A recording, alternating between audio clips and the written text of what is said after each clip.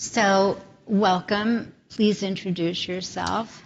I'm Nir Barzilai. I'm a physician scientist. I have the biggest center in the world for the biology of aging out of Einstein here in New York.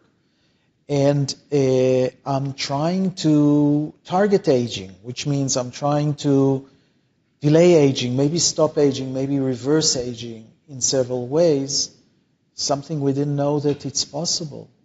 We thought it's inevitable. And so, I guess the question is, have you done it? And can I have some? We're making a huge progress. We really went from hope to promise. The hope was, there's a biology of aging. I mean, you go into a hall full of people, you don't know who has high cholesterol or who has diabetes or who has hypertension, but you kind of know who's above 50 or below 50. There's a biology.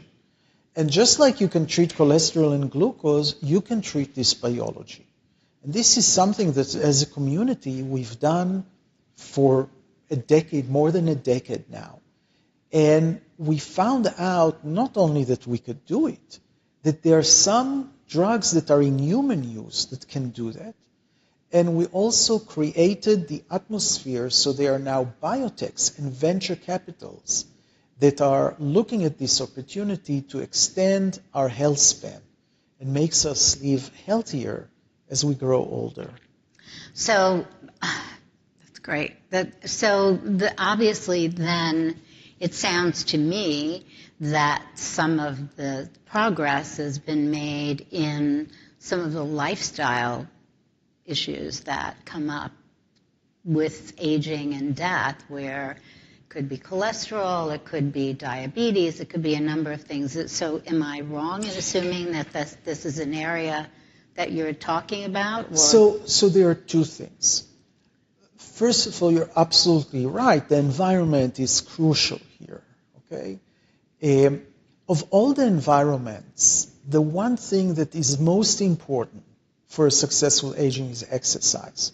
At any age, any sex, it's always the most important thing. It can provide years to life. Okay? Why? I totally agree with you, but why? What can people understand about that so that they understand their need for the motivation? What exactly happens when you exercise? There is a biology that I don't think I can, I cannot use the terms now, but I'll use the concept, okay? Because actually it seems for a biologist that exercise is the last thing you should do. You know why? Because when you exercise, you increase oxidative stress. Right. And we all are about antioxidant. Right, we spend and we support the economy by antioxidant. And yet, we do exactly the thing that can do it most. Yeah. Okay? So why is it working? It's working because exercise increases our defense mechanism against stress, against the stress, the biological stress of aging. In fact, one of the theories we have now is that in order to successfully age, you need to go through periods of stress. It's called hormesis. So if you go through periods of stress, you upregulate your ability to deal with stress that stays with you as you grow older. And I think exercise is a perfect example of something that you can do once a day, get stress level. It can do harm. Exercise breaks your tissue, does inflammation. There's a lot of things. But at the end of the day, you repair better. Yeah. Okay, so this is kind of the mechanism.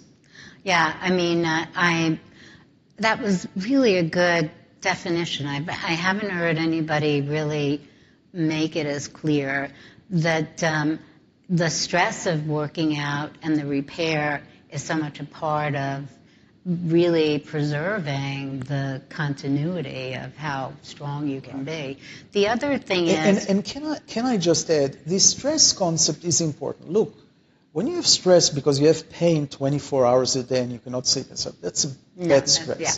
But to have stress during your day, to have stress that work gives you, and not only exercise, and to deal with issues that are difficult, is actually part of how you can get to deal with aging better. So stress is a double-edged sword here, okay? We kind of don't want it. We want you always to be happy, but on the other hand, when you have goals in life and you go into them and you sometimes don't sleep one night and struggle the rest, and at the end of the time, you're stronger. Yeah, no, I totally agree with that. And then the possibility of what you can do becomes, you become more sort of informed on what your potential is. The stress of working out, well, maybe I can do splits and I can do a standing split and all of this stuff. And I think, well, that is a pretty big deal because it took me time to get there, but I'm empowered by that now, and I know if I can do that, I can do more, and I can do anything in my workday because physically that's a pretty demanding thing that a lot of people can't do. And I love it. I love the power of that. So it gives you, it does so many things. Right. Your potential is defined, your ability to go to the next place. So I have another question about exercise. Is there, do you think that there are different types of exercise that people should do at different points in their lives? Or do you think it's, like, should you run till the last day of your life? Or, like, what are your thoughts about that? So let me tell you one thing that will follow throughout this hour. Mm-hmm. I'm a scientist. I'm also a physician. And my answers to questions like that are usually, do we have a clinical study that can give me a view of how it is? A clinical study means you take a group of people, and in some you do this intervention and the other that intervention, or you give them placebo versus drug or something like that. And to answer your question, we don't have the answer. We know that no matter what kind of exercise you do, it's beneficial. But what is the combination? But it's more than that. It's what the combination and how does it change throughout aging? And do elderly people, elderly women, do they need a different exercise than young women? So there's a lot to do. But the bottom line is, if you like one of those things, you should do it now because we know the benefit. We just don't know the comparison very well. Yeah, no, it's true. I think that there are so many different exercises that trying as many things as possible is a way you find out whether you like it and it's changing some part of you or enhancing your life. So I'm such a strong believer in feeling flexible and stretching and really having mobility is really incredibly powerful. So how does sleep affect aging? So let me just tell you, I have a study of centenarians and their families. Centenarians are 100 years old. I have 700 of them. Oh, my God. And I have their families. Oh, my God. And what I'm trying to do is I'm trying to find longevity genes, because in order to get 100, you need some other help. Right. And so those people are an opportunity for me to discover lots of things about their habits and about their biology. And early on, when I started the study, somebody came to me and said, you know, sleep is like the most important thing. I mean, if you nap during the day, that's the best thing. So I thought, I didn't know what I'm going to ask them. But then two other people said, you know, sleep is the most important thing. Look, sleep is the second question that you ask, right? Right. And so I went to, and I was doing it on my own. So I went to the centenarians because I wanted to figure out what to ask. And I go to the centenarian and I said, so tell me, do you sleep well? He said, yeah, I sleep 8 hours. I said, do you nap? He said, I nap every day. I said, wow, they're up to something. And then I said, so like last year also you napped? He said, no, last year I didn't nap. And the year before that, no, I didn't nap. But the year before there, I napped. And then you realize you have people who lived 100 years, and you're asking them about napping, what, now? Or through their life? Or from what age? And what memory do they have at all to trust that? Right. And so so I still had the question. I had the napping. And we actually wrote a paper about it because it happens that a lot of the centenarians who were napping because they didn't sleep well at night. So that's not a good nap. No. When you don't sleep at night and you fall on a couch, it's not okay, so you find it. And by the way, we don't have only centenarians, we have their children and the people who are married to their children. So we have a control group and we have generational. And it happens that our control and our centenarians and their children, some of them all have some sleep problem. In other words, it's not typical to have better sleep because you're a child of a centenarian or a centenarian. It's not. But, and that's an important but, because the sleep is associated with risks for hypertension, for heart disease, from, all those things. The centenarians and their children, although they don't sleep well, they don't have those diseases. They are protected against those diseases. So on one hand, sleep is not driving their longevity. Right. On the other hand, if they have sleep disturbances, they're protected from the bad effect. Interesting. Very interesting. I asked that because I know that if you're not feeling well, if you have a cold or whatever it is, if you sleep, the more you sleep, it seems to heal and restore faster. I mean, it just... I exercise. Well, I mean that, but I think both. Yes, I mean, absolutely. I think exercise, sweat it out, and then absolutely. sleep and restore. There's something really amazing about the miracle of the body by doing certain things that seem, it's what we do. But that's in response to provocation, right? I mean, we're looking more at the chronic, what's the chronic effect? Yeah.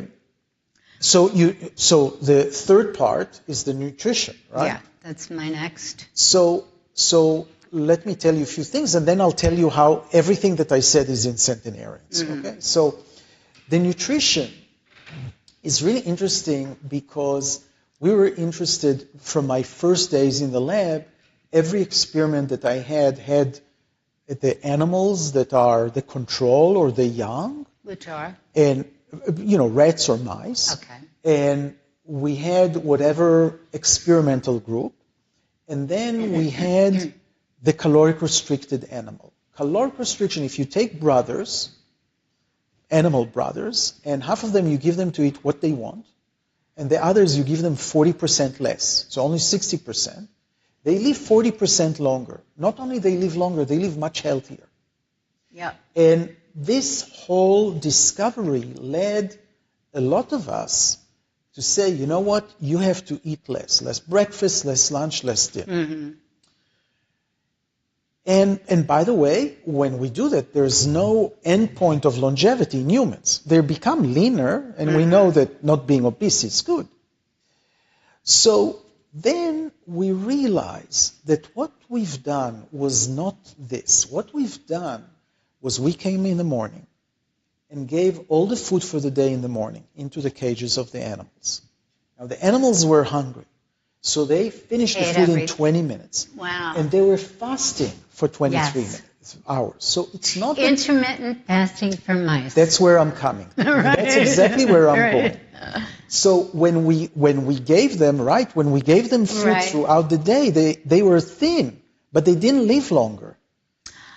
Wow. Okay? So that's where the intermittent fasting is coming. And I myself am doing intermittent fasting, which I discovered is really easy to do. Yeah. And the reason is, I've never dieted before, but if you would have given me a 3 months diet, I could break any day. But if I have an hour or two to go without food, I'm not going to break. Yeah.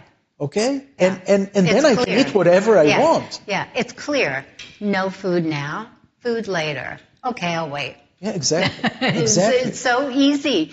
It's really incredible when you're allowed to have a little protein, or you can have a little, then there's no sort of regulation or control. But when it's no eating, then there's no other option. So you don't look in the refrigerator, you don't think, oh, maybe I can, I can have a carrot, or then you start, oh, but then I'll just add a little of this. And so the clarity of no eat is so much better. And then within that period of time that you have to eat, I think you respect the process too. You don't just eat randomly.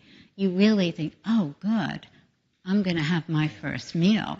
And you eat it with a different purpose. And being hungry the first time in my life. But hungry in a good way. In a good way, yeah. And you don't feel ravenous either. No. And what happens after a few days, it's sort of, you don't even think about. So you do that? Yeah, of course. Oh. I'm totally into it. I love it. And I go to bed early, so my eating time is early. And then at the times when I'm going to a dinner or an event, I just switch it. But, so what time do you... So it depends when I'm having dinner, but I'm counting the 16 hours since then. Okay? Yeah. So it was actually 1:30 today, but at 2:30 on the way here, I took a little vegetarian sandwich in the corner here, and I'm fine. And also when you know when you're going to eat, you can even prepare and have good food ready for you. Do you know what I mean? Like, oh, when I break my fast, I'm going to have my favorite salad, or I'm going to... So I absolutely love it. And I think when you add exercise to that, it's just, you feel so much better. You don't feel bloated. You don't feel like... Well, I'm breaking my records in exercising since I'm doing it. I'm doing Peloton, I'm doing biking, I'm doing things, and I've been improving. Mm-hmm. So, I think it's working for the aging perspective. I certainly didn't lose lean body mass, even though I lost fat mass. So, I think it comes. I think what happens is the consistency, your body then starts to transform, and it's an interesting thing because as a woman, having gone through menopause and all of, through your 40s, and all of a sudden like, whoa, what's happening? And then menopause, and oh my God, like this is crazy. By being consistent with exercise, I was able to manage some of the worst parts of what was happening. Even when I was exercising and feeling hot, if I would say to myself, you're going to sweat anyway, so you're hot. You're already there. So, and just go through that. So part of this thing we talked about of barreling through an exercise and seeing what you can do, it's helpful in giving birth, or in so many ways of breathing through things, getting to the other side of it.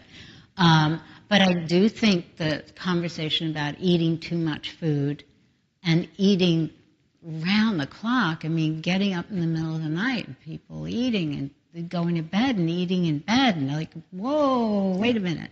This really, but what will it take to kind of bring that message to everyone? So, what I'm doing, I'll tell you about messaging, how to message this, but what I'm interested in is the science. Because, look, the 16-8 is just a made-up. You could have said 17-7, okay? Right. I mean, it's just a make-up. And what I'm doing at Einstein, we're taking older and younger people, and the first thing we're doing is we're doing a 24-hour fast. Because we are looking at that fast at the biology of aging. We're going to take their cells and see if they are getting younger or they're upregulate those defense mechanisms. And if they produce ketones, which you produce when you're fasting, and what happened to the insulin levels and the glucose level and all variety of things. So we need the time course of that. Once we know the time course, another thing, and based on that, and I hope it works. I hope the 12 hours is enough, because then we'll design a study where we bring those people for 12 hours. In other words, eat breakfast and dinner. Have 6 o'clock breakfast, 6 o'clock dinner, or whatever. And if that 12 o'clock works, it might be an easier message to implement. Yeah. You know, so you do breakfast and you skip lunch and you do dinner, or I don't know, you can choose, or you can do the 16-8 too. But it gives more options for individuals to. There actually people are telling me I cannot do without breakfast. I don't know why, and I don't know if they really tried for a few days. Maybe the first day is hard, but there are people who said, no, okay, but if breakfast and dinner works, then that's good. Then you skip lunch. You have to skip something. Yeah. Okay? So that's what I can tell you. The marketing in healthcare is very problematic. We're not good at that. You know, we're not good at that. Some of it because of regulation. When you see drug companies putting advertisement on television, and it's more about the side effects that never happen. You know, who wants to take the drug? On the other hand, how do we make our people consumers? You know, why do they get on a Coca-Cola ad and they want it? You know, we're selling them bad stuff, or McDonald's, right? We're selling them poison. But they want it. How can we turn around and have some recommendation? People say, I want that. That sounds good. It's a challenge. I don't have a solution. Yeah. It's a challenge. But I'll give you an example. Immunization in elderly is a problem, a flu immunization. First of all, people know that it's not 100%. Okay? Maybe it's only 40%. Well, for 40%, I don't need pain in my arm. Okay? So, do you get flu shots? Yeah, I get flu shot for years, and I've never gotten the flu since. I've gotten the 65-year-old plus flu shot. Did you know that there's a stronger one for 65 years and older? Yeah, of course. I had no idea. So when they said to me, when I got my flu shot, oh, we'll give you the 65, and I thought, me? No. And I was like, oh, yeah, I guess that's me, because I never think of myself as the senior in the movie theater, and, you know, whatever that's about. Well, you raise another question. I want to go back to the immunization, but you raise another very important question. This is a lot on our mind. There is a chronological age, and there is a biological age. Oh, yeah. And even you can see it in people that don't take care of themselves. Some of them just look 10 years younger, and some 10 years older. Okay? And this is something in research. By the way, that's why I'm doing centenarian studies. They look 20 years younger than their age. Really? That's the perfect population. And their children too. Okay? And their children too. And by the way, their children were the same age as the control. They have less of every one of the diseases, and they also have less biomarkers that are associated with aging. So this is a genetic thing. Well, this is genetic, but before going to genetic, we have to identify those, because it's not all genetic. Some of that is environment. I'll just tell you. So to finish the immunization, one of the things that elderly hate is to go to the hospital. So, you know, you have to find, if you say, you know, if you don't get that, you are 10 times as likely to be in the hospital, and you hate the hospitals, is a better motivation than you have. Okay. Right. Now, in pediatrics, the doctors don't tell their patient to immunize. The mothers are saying, "Are you immunizing him?" But really? In the elderly, there's nobody who's shouting at them. Yeah. So with this talk, how we change our elderly to consumers so that they want to exercise, they want to do the right thing with diet, and that's a challenge. So our centenarians, if you're asking about our centenarians, they haven't done anything good in their interaction with the environment. Almost 50% of them are overweight or obese. No. 20% are still overweight or obese. Cigarette smoking, 60% of the men and 30% of the women. I have a woman who died when she was 110, and she celebrated 95 years of cigarette smoking. No. And when I met her first, she was 100 years old, and I said, "Nobody told you to stop smoking?" And she said, "All 4 doctors that told me to stop smoking, they died." Okay? If you're talking about exercise, even moderate exercise, like walking or biking, less than 50% of the people, and vegetarian is like 2% of the people. So they were not different than the population. What they did is they had protection, a genetic protection. That's what we're uncovering. So can you so find for that? Them, okay. By the way, I have some indications that you have longevity in your family, but first you'll tell me, and if I'm right, I can tell you about it.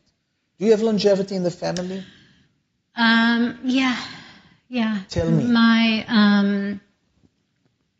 My grandmother lived to 100 or 99 maybe. She was going to be 100, and I think I connect with her the most out of my mother's grandmother. My mother's family is Lebanese, so they have a certain diet that I think also helps with that. My mother didn't live as long as her sisters. She's one of 5 sisters, and the 4 sisters all lived into their 90s. My mother lived to 88. What did she die from? She actually eventually died of colon cancer. She had a big colon operation. She had it when she was younger, had it again.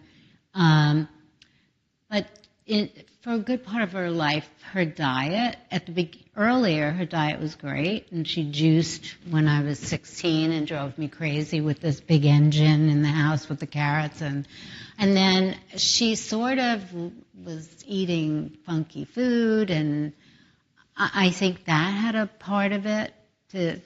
But you still understand that you have a strong family history of longevity. With the siblings, with even your mother, 88, at that time, at her generation, life expectancy was at least 10 years below. And the reason I know it is that I heard in another podcast that your mother and grandmother had their children at age 55. Our centenarians typically have their first and last child later. Really? Sometimes it's the only child. Really? And by the way, we try to understand when is menarche and when is menopause. And when we wrote this paper because there is an exchange in nature. There's exchange between longevity and reproduction.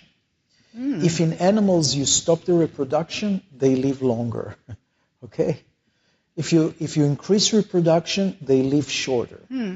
And there's evidence that it's the same in humans. And we did a study in our centenarians, and we saw that they have significantly less children, both the women and the men. And so, of course, the first question, is it rearing the kids or, what is it? It's the biology. And what's the answer to that?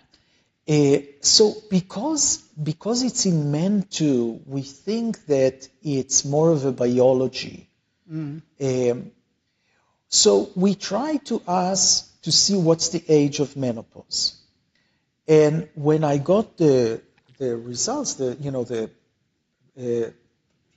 data, and I'm looking at menopause, it was 50 plus minus 0, which basically means all the centenarians women had their menopause at 50 years old.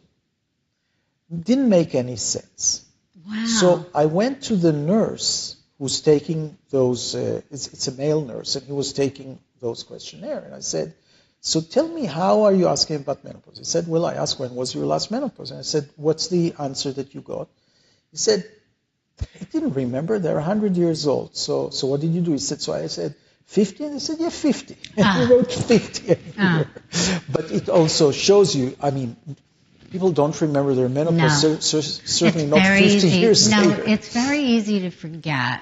And I think a lot of the reason it's easy to forget, because I have to really, for me, if I'm 74 and you think how far back that was, like when I'm answering a doctor thing, are you still menstruating? And I think, how long ago? And I think, oh, wait a minute.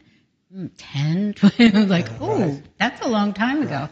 And it often sort of peters out, and there isn't a done. Yeah, it's not one day. It's not like puberty. Right. Okay. It's not one day. On point. Right. Now I know. Right. No, it sort of fades.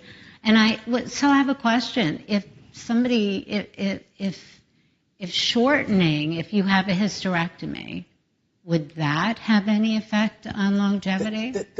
That's a good question, but look, the hysterectomies are happening post-reproduction, right? Or maybe not. Well, usually. So most of the women had their kids by then. Yeah. So this is a different so you can't really, biology. Yeah. So it's very interesting. I think the hormone phenomenon for women, especially, it's such a roller coaster that women go through, and it sort of defines so much of who we are at different points in our lives. And I think that there's something to the end, to menopause finishing, that when you get through the transition, the relief of not having this hormonal agitation sort of making you more sensitive, or things that men can't stand in women, or like hyper about the littlest things or whatever, and finding that so much ruled your behavior and not having it. I think I would never want to go back to that, because the peace, and I think the longer you have that, for sure has got to be beneficial. So, this is really very interesting. So I'll tell you something that I'm bringing you to my perspective. Mm-hmm. And I'm talking about hormones from the perspective of aging. And this is our problem. We can measure lots of things that are happening with aging. Some of them might be the cause of aging. Some of them, we might measure them, and they might even tell us what's your biological age, but they're not doing anything. Mm-hmm. But the third group is the most important. It's when we have aging and we start the breakdown of aging, there is a response. Just like when you have infection, you have inflammatory response. Mm-hmm. When you have the aging, you have a response. So what of everything you're measuring is the cause of aging? What is the response for aging? Because if it's the response to aging, you don't want to stop it, right? You want to do only what's causing aging. Right. It's a big headache, and we're going through that and making making progress. But the estrogen is a really important story for us, because when I came to the field, I'm an endocrinologist, okay? And really? the reason I went to become an endocrinologist, I was interested in aging, but I thought, if we just give back all the hormones, we've solved everything. Right. And when the Women Health Initiative started, I was initially, why are they doing that? I mean, we kind of know what's happening. And then, as I became an agent, I said, no, they have to do that. And when they did it, they found out that in women over the age of 60, those estrogens were causing them heart attacks and cognitive decline and breast cancer and all these things. Which makes me think that if it really accelerates those diseases of aging, that menopause is actually a protective mechanism. Okay? It's a protective mechanism that we shouldn't restart. Yeah.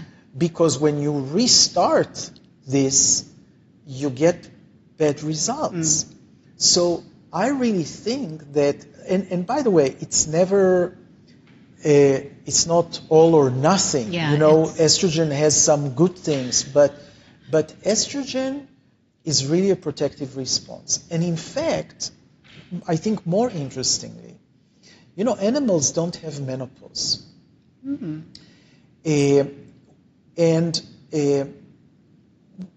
Our thought, and several people are discussing it over beer usually, because it's not influencing our research. But why humans needed menopause? Why did they need to stop reproduction? Well, the reason is that mothers, if they were pregnant all the time, they will die in birth. In childbirth. And why will they die in birth? Because humans went from being on 4 to being erect. When you're in 4, your hip is opening like that. When you're erect, it's closing. So the babies became bigger and bigger because of nutrition, and the hips became smaller and smaller. And I think at some point in evolution, they had to figure out who are the women with, how do you stop? Right. Because otherwise you'll have no mothers and no grandmothers. Yeah. And all humanity would be different, right? Yeah. So this is just a thought, right? So what's your thought about hormone replacement therapy then? I mean, is it something, it is the topic right now. Menopause is finally being talked about. A lot of focus on it, sort of out of context with aging, which I think is a little troubling because it's not that separate.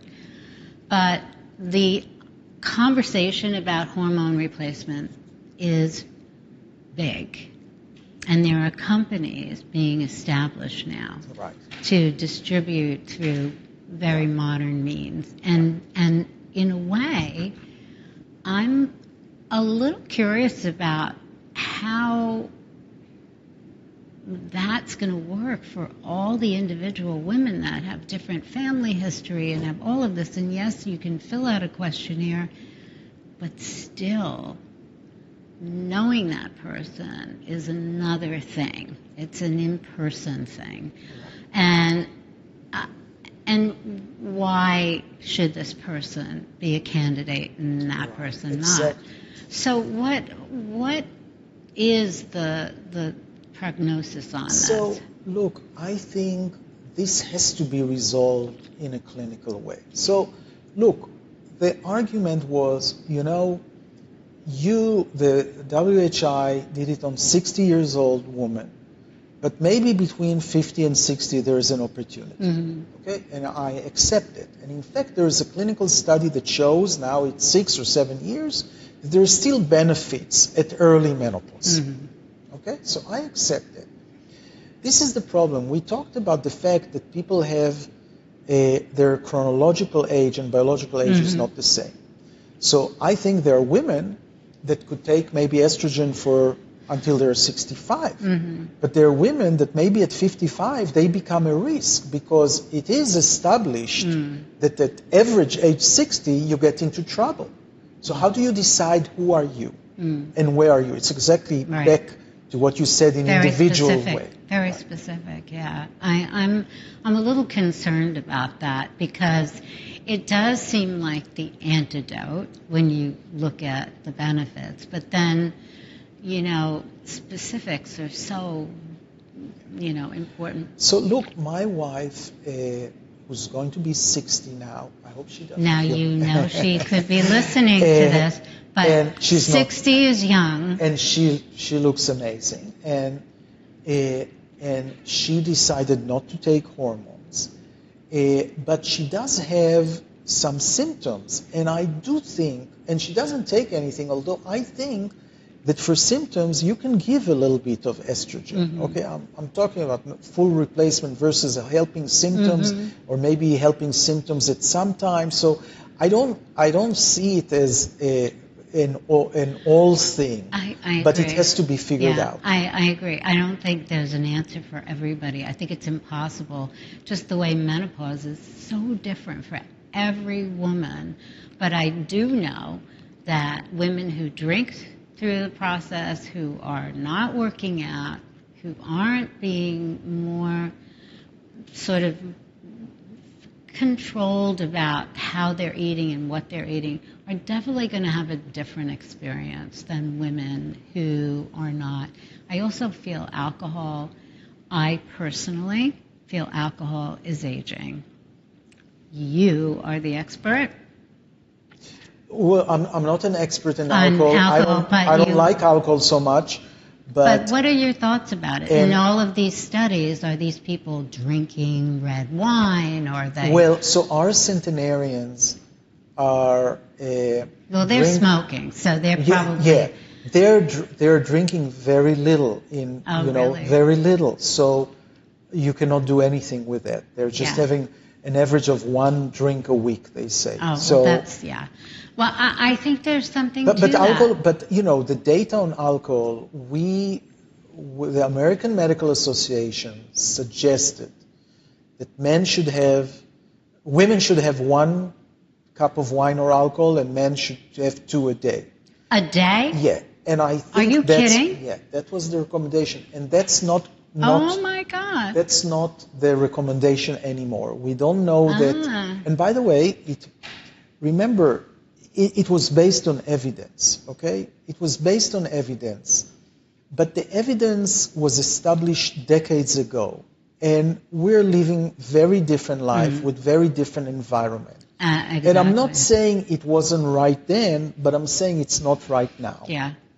I mean, our environment is so toxic as it is that we're having to deal with layers of bad air, more food with high processed, high fructose corn syrup and everything else, that to add more sugar with alcohol just doesn't feel right to me. Yeah. It just doesn't seem like it's going to be good. Yeah.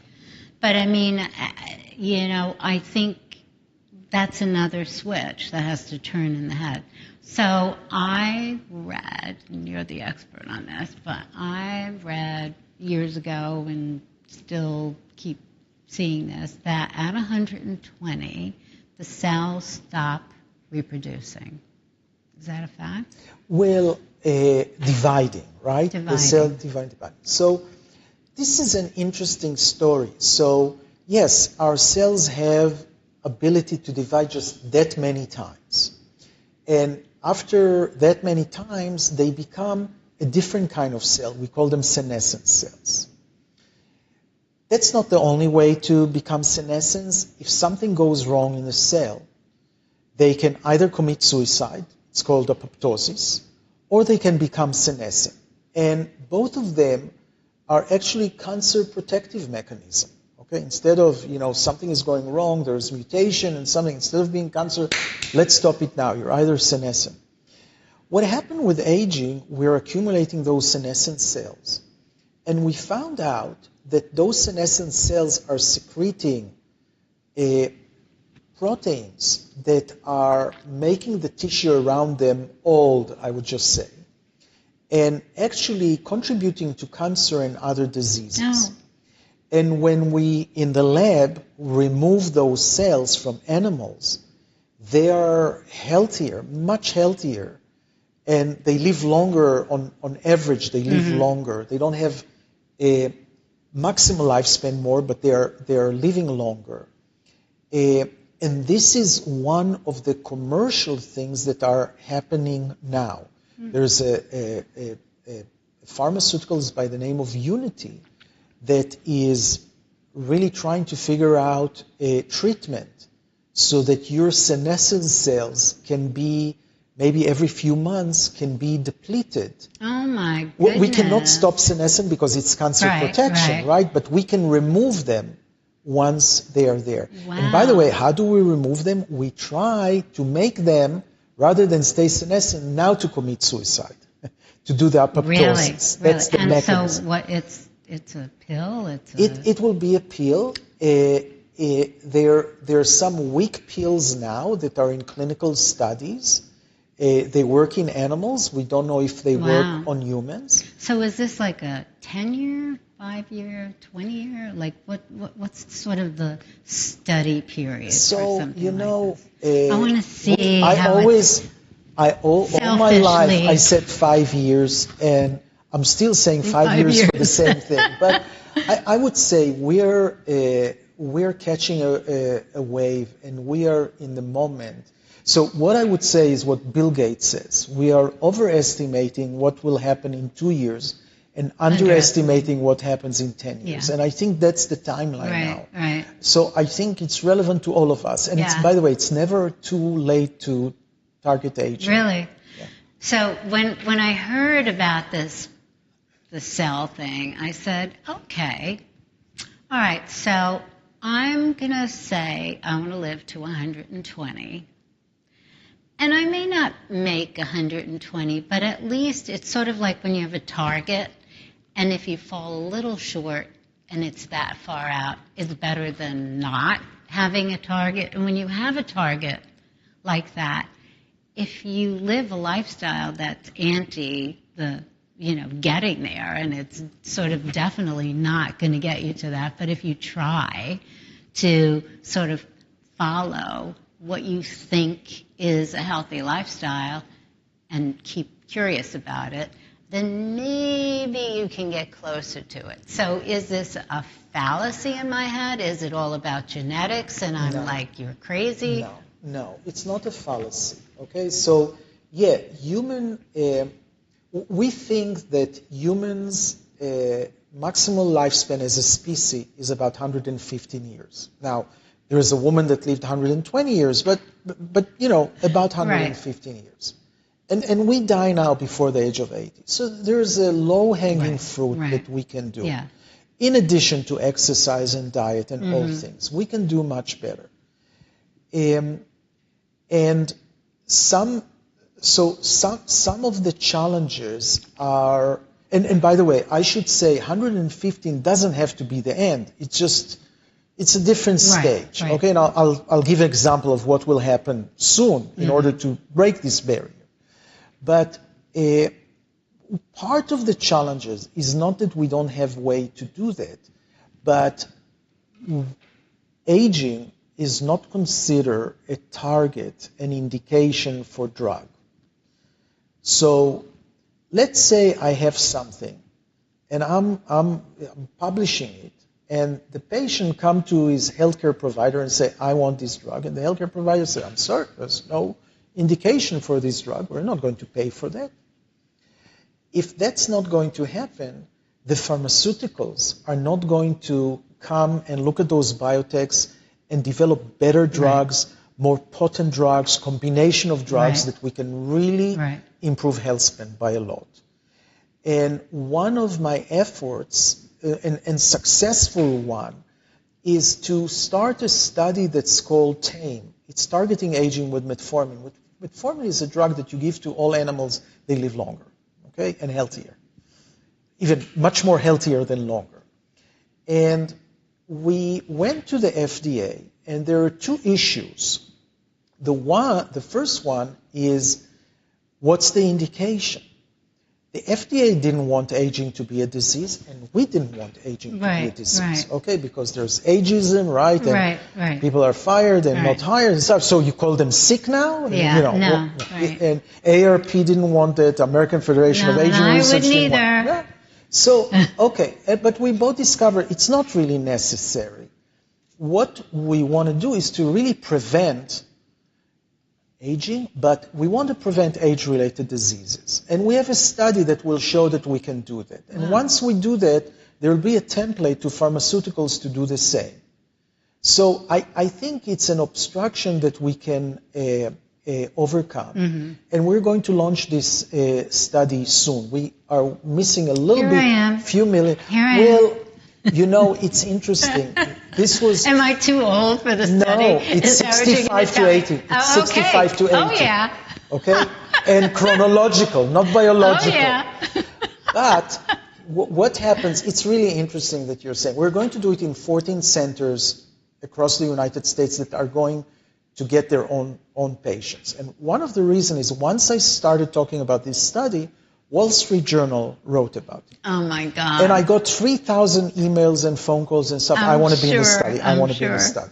And at first I said, we recruited everyone. We're done. Right.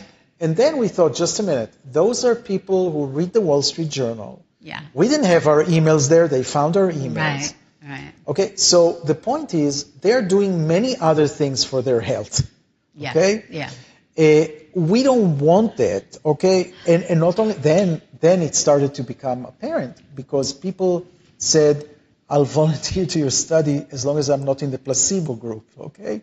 Oh, my God. Okay. Talk about it. They're probably New Yorkers, entitled New Yorkers, right? And you know... Me being one of them. and because they're New Yorker, you kind of start thinking, if they discover they're not in metformin, they'll get metformin anyhow. So those people now are excluded from our study. Right. Okay, we need to do it somewhere around communities that are not... Sort of out of that they don't care that much about aging, but they will take the drug if we fail. Yeah. Wow. That's amazing. And it's when? Soon? Yeah, we hope to do it soon. In the meantime, there's lots of people who are taking metformin. Oh, they are. The sales of metformin, it's a generic drug. It's very cheap. And so, what does that do? It targets the important hallmarks of the biology of aging. Okay, without being specific. And who is prescribing this? This is a drug that is used for diabetes.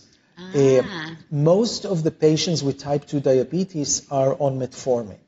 And it's interesting because those patients on metformin, they have less cardiovascular disease, they have less cancers, they have less Alzheimer's, and they die less. Their mortality is less than people without diabetes. Okay, here's the real question.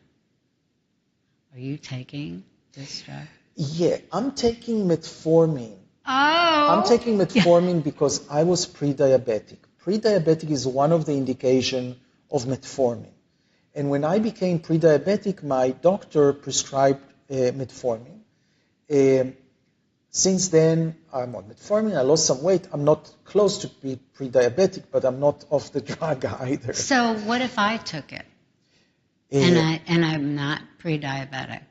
So, I'm not you understand that I'm not selling it because I know. I need... No. But I'm just curious. Do you know of people who are taking it who aren't? Oh, there are tons of people who are taking it. Stop it. There are tons of people. But you have to understand that it's for diabetes. So you're thinking, will it lower my glucose, right? It doesn't lower glucose. It doesn't work on lowering glucose. It's not a hypoglycemic agent. It's anti-hyperglycemic. It really... decrease your insulin levels. Mm-hmm. Okay, that's all it does. So you have the same glucose but with less insulin.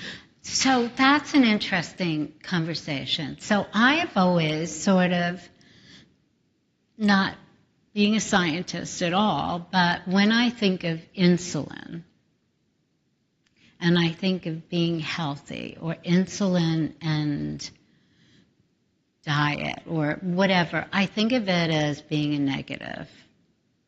And so tell everyone about insulin and what that and how you measure it. Well, you can measure you can measure insulin level, but it's not a standardized test. Okay, you have to measure the insulin and glucose. Every lab is measuring it different, so it never became a standardized test. Okay, but what happened, insulin resistance, okay, the resistance to the action of insulin has become a hallmark of this metabolic abnormality of aging, okay? And so people who are insulin resistant need more insulin in order to get this glucose into their muscle. But this high insulin has effects all over the body. And it's thought to contribute to development of atherosclerosis and some other problems. So we always want to be more insulin, insulin sensitive, with low level of insulin. We want a little insulin to do the job. Right. One of the things, though, that people have to know is that insulin resistance is also a protective mechanism. Just as I told you, we don't know what's causing and what's not. Right. It's a protective mechanism. In other words, when you have too much food and the glucose goes into the muscle and it stores as glycogen and is used, there's no more space. So the muscle has to be insulin resistant and say, I'm not getting in more glucose. You go and store it in fat or somewhere. Right. Okay? So once it's a defense mechanism, you also don't want to move it, to remove it. Because if you remove a defense mechanism, you just get more things. Yeah. And some so of you do need a level of Right. insulin. That's fascinating. That's really an interesting thing. What we have to remember that aging, or this biology of aging, drives the diseases. And the risk of age to diseases is much more than the risk factors that you know. In other words, cholesterol is a 3-fold risk for heart disease, but aging is a 1,000-fold risk for heart disease when we go from young to old. And it's the same with cancer, and it's the same with diabetes, and it's the same with Alzheimer's. So the only way to take care of it is to target aging itself. If we're going to be successful only in heart disease, then actually what happened now when you have a stent, you had a heart attack and a stent, then in 2 years you'll get either another heart attack or diabetes or Alzheimer or something, because we never fixed the aging. We only fixed locally the heart. So we have to recognize that we are in this stage now where all of us are getting old, and this idea that you get old and get disease and treat the disease and accumulate diseases and things is not reasonable. When we know we can target the aging process itself and prevent those diseases and increase the health span. Yeah, it's holistic, totally. Right. Yeah. Oh, that's amazing. That's really fantastic. Is there anything I didn't ask you? Well, I'll tell you just one thing. We missed a lot in our science by studying only male animals. Okay?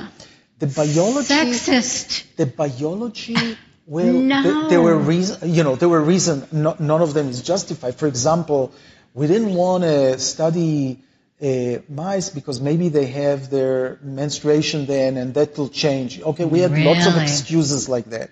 And also with the money, we needed to think where we're going to put the money. But we discovered in aging that the aging of, there's a lot of commonality, but there's a lot of differences between male and female. Only the fact that females live so much longer should have altered us, and it's around most species, it's like that. Yeah. And some of the drugs that we know can target aging, not metformin actually, but some of the other drugs work either on male or female. Really? So there's a lot of us still to discover. Wow. Metformin is one of the drugs that work equally on both, but even that, we're not totally sure. I mean, the extent, it might be more sensitive to men or women. We don't really know because nobody thought of it like that. Wow. Wow.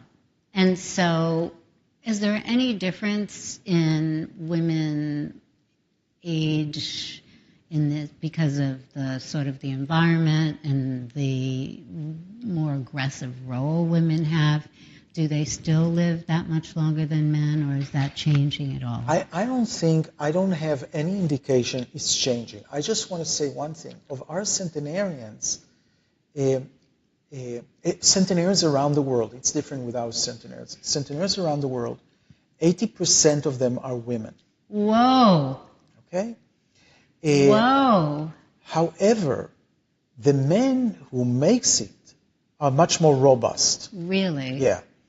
In our study, it's more like 35, 65 because, and that's important, because we need centenarians who have children, because we need their children in our study. And a lot of the women centenarians don't have children, okay? Exchange of reproduction. Why is that? See, now I don't have children. Is there any relationship we to don't that? know. We don't totally understand the mechanism. I mean, they never had children. Yeah, right. How many of them didn't get married? Or how many of them didn't get married because something was wrong with them? Or how many were fertile? Okay, we just cannot get this information. Really? That is fascinating. I never thought that I wanted to have children, to be honest, from the time I was a little girl. I remember at 6 years old being asked, about having children. I was like, no, I don't want to do that. And so it was never something that, little girls all want to be mommies, and so I never thought about it. And then I thought, when I had so much pressure, well, aren't you going to have kids? And I would start to lie and then believe it and say, well, yeah, of course, someday I will. And then when a guy got older, well, maybe I'll adopt. I can always adopt. And then it was like, hell no, I don't want kids. Like, why am I lying? And then I would look at the stress of running a company by myself and being in businesses long without partners or anybody helping me do it. And it's extremely stressful, extremely committed to everything. Yeah. And I would look at mothers and I would say to myself, I have an extremely difficult job, but that is connected to the emotion in a way, and this is it's an extension of me, but it's connected in some way, an intrinsic kind of connection to the psyche. That child is an extension of you. Everything, it's so complicated. But and how does that not affect the stress I have? And it always isn't bad stress, it's good stress too, but do you think there's a difference in aging? But then I'll ask you, how do you know that whatever thoughts you had are not part of the longevity genes that you're carrying? Really? Right? Really? I don't know. No, but, that's a fascinating fact.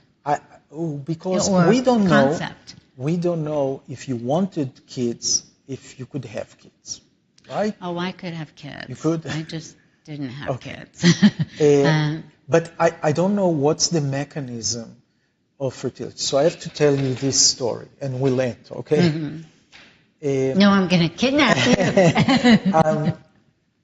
you. Everybody who has centenarian knows centenarians, and they call me, and everybody, you have to see this person, and they're amazing, okay? Mm-hmm. And there's one guy who says, a family who said, our aunt is in Florida, she's 104 years old. Believe me, you haven't seen anything like that. And I have. No, you haven't seen anything like that. I said, okay, when I'll be in Florida, I'll see her. And one day I'm going to see this 104-year-old woman. She's outside of her house in Fort Lauderdale or somewhere, West Palm Beach, outside of a beautiful house. She's dressed really, really nice. Doesn't look her age at all. She just came from playing bridge. And we're going into her house, and we're sitting down, and I'm asking her some questions. And then she says, you didn't ask me everything you could have asked. And I said, really, what? She said, you didn't ask about sex. So I'm in Florida, sitting with a 104-year-old, and I'm like, I don't know, what's that? And I said, but you're widowed and stuff. We don't ask. But what do you want to tell me? So she says, so I became sexually active when I was 16. It was actually 1917. Okay. Wow. And I was thinking, wow, that's really early, I thought. And she said, until I was 93. Get out. And then I started yoga, but it's not the same. Yoga is great, though, I have to say. I've just started. And I did. You take it for what it is. No, but I think there's something to that. I think on a lot of levels. I think just connecting with another human being intimately in any way is life-giving. Absolutely. I think there's so much to that. Absolutely. Out of all the centenarians you've met, besides having some of this commonality, what's the most extraordinary experience you had or sort of revelation? Well, I'll tell you one example that is on my mind because, again, I'm meeting them when they're 100 years old and I'm trying to figure out their life, which they don't remember so well anymore. But just to show the complexity, I went and met another 104, or maybe he was 102 years old. And he was like the nicest man I've seen. Oh, really? He was very thoughtful. He talked about his family with love. His daughter-in-law didn't do anything wrong to him. It wasn't nice. And so I'm having this discussion with him, and I go outside, and I go to the first floor, and his son is there. Of course, his son is 80. Right. So I'm telling the son what I'm telling you. Okay, this is the nicest guy I've ever met. So the son looks at me and says, you should have seen the son of the bitch when he was my age. He was a terrible, terrible person. Really? So then you realize that, personality, people say that don't change with aging, but they looked only until age 60 or 70. Yeah. In the older brain, there are changes. Even if you're okay, there are changes. And the things that happen between 60 and 100, there's a lot of things. You lose your spouse, and you go to another old age home, and you have to adapt and adapt. And at the end, you might not be the person. I might not depict the personality that brought them here. So when I have papers out there that said the centenarians are really, they're optimistic, and they're good, and they're good attitude and stuff, it's true, but I don't know that was crucial for them to get there. Yeah. They probably had to adapt to that, and you have to be compliant in a way when you are dependent, maybe more on other people. But the adaptation is good. People who don't adapt. I think so. It's a survival technique that's critical. I think it's. I know when my mother went through menopause, she had a terrible time of it. She was just ornery and tough, and so it was so difficult. I got married at 19 to get out of the house because you would never just live with somebody. I mean, you were all in the United States, right? New you were York, born in New York. Yeah. So it progressively did not get better. It got a little worse. So finally, I said to her doctor when she started to get ill, it got worse, and I said, I don't mean to be a bad daughter, but is there any way you can give her a hormone replacement or something? Can we just try that? And he did. And she was a funny, kind, sweet, happy person. And fortunately, we had a great, till the end of life, experience together. So there's so much that affects how you feel, and whether it's hormones or environment or whatever, being compliant, that I think it's such an individual thing. Right? Well, but there are still common things for everyone of why they age. I mean, At the end, you can age at different rates, but it's very common. And by the way, it's similar in animals and in humans. Okay, the skin, the hair, the skeleton, the diseases, it's all similar. And there's individual variation, but my optimism is that there's a very common mechanism to that. And I'll tell you why I'm so hopeful for achieving even more. You know, you can take a sperm of a 70 years old and an egg of a 50 years old, and you can fertilize the egg, right? People have done that, okay? People that age have babies. And we can actually measure the age of the sperm and egg. Oh, you can? Yeah. Wow. But when after fertilization, the blastocysts form, and those cells that are going to become the new baby don't have the memory of the age of the parents. They erase it. Wow. Okay, so we figured out how to do that ourselves in this context. So we should figure out how to do it, okay, so that we can really regress our cells to be young again. And I think that's the future. I want to be your assistant.